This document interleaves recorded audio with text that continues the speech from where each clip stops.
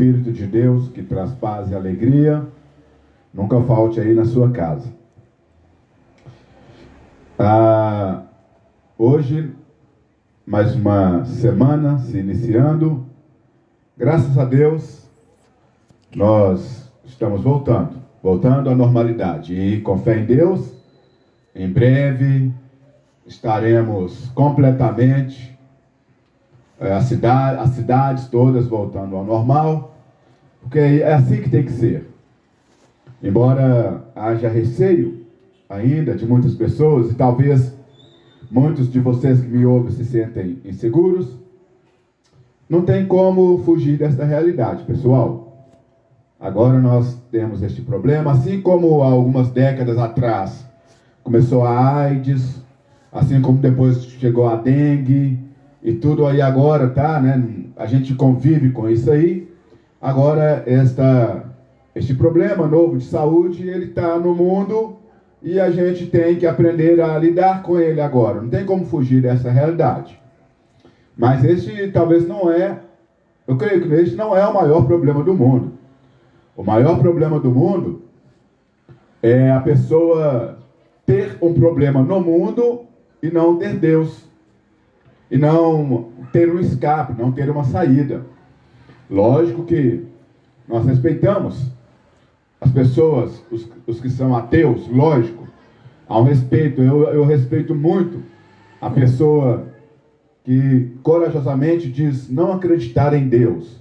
E merece o respeito de todos nós.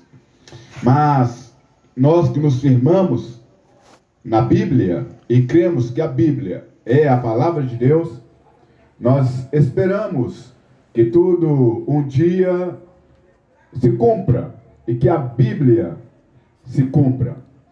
Nós que cremos em Deus, sabemos que este tempo é um aviso que nós estamos recebendo de Deus. Portanto, a partir de amanhã, terça-feira, eu vou estar falando com vocês no que a Bíblia diz sobre o fim do mundo.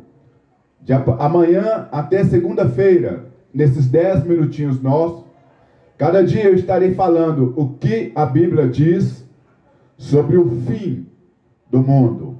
Hoje, eu quero só esclarecer com vocês sobre por que nós acreditamos em Deus e por que você também acredita em Deus.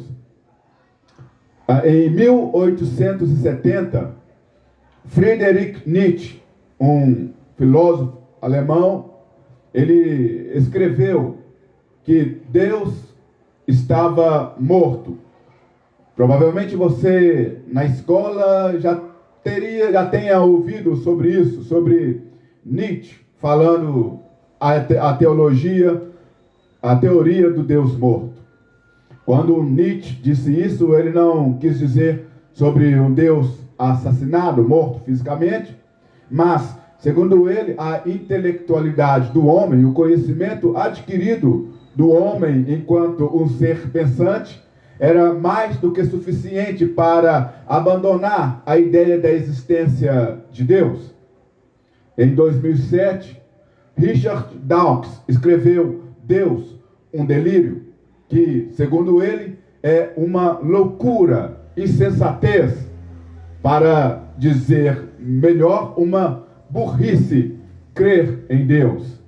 E nós sabemos que esses homens, eles influenciaram as universidades.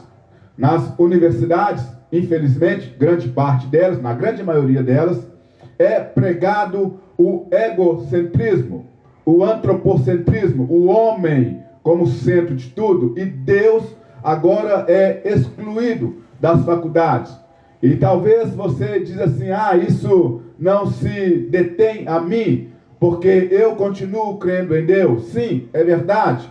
Nós continuamos crendo em Deus, e talvez o que é ensinado muitas vezes na faculdade, tirando Deus do contexto e colocando o homem como o centro, a logosofia, o homem, o Logos, o ser humano como centro de tudo, o centro das ideias, o mais importante, aquele que não tem pecado, mas aquele que simplesmente comete falhas.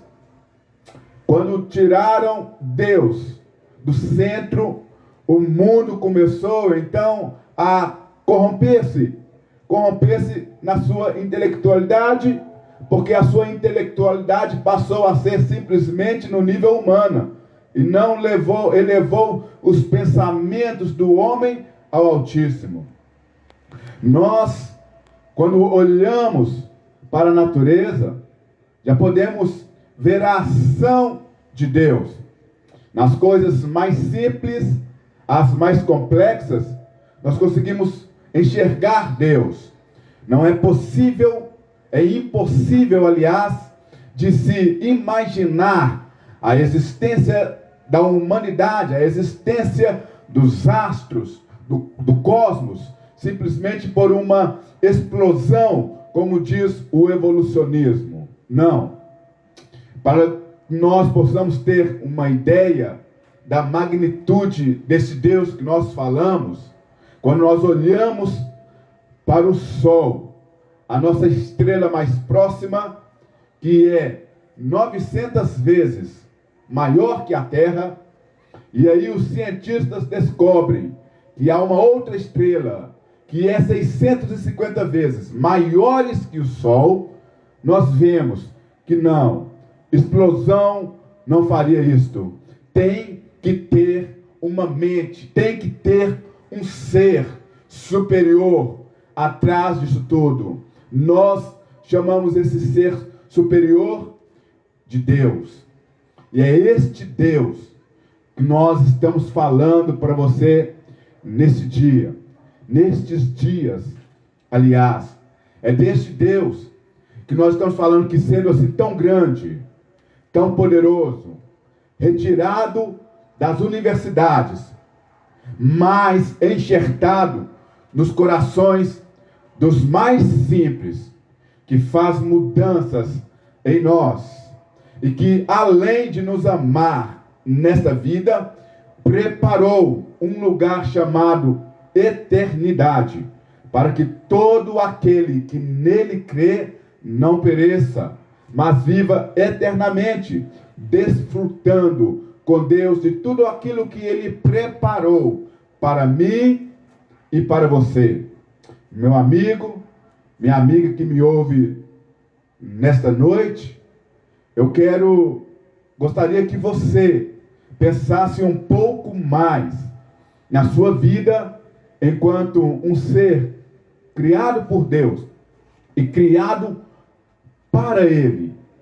Porque nós não fomos simplesmente criados por Deus, fomos criados também para Ele, para que nesta terra façamos tudo aquilo que Ele gostaria que fizéssemos. E você sabe muito bem o que é, nem é preciso eu lhe dizer nada. Você sabe o que deve ser feito para que Deus possa habitar plenamente no seu coração.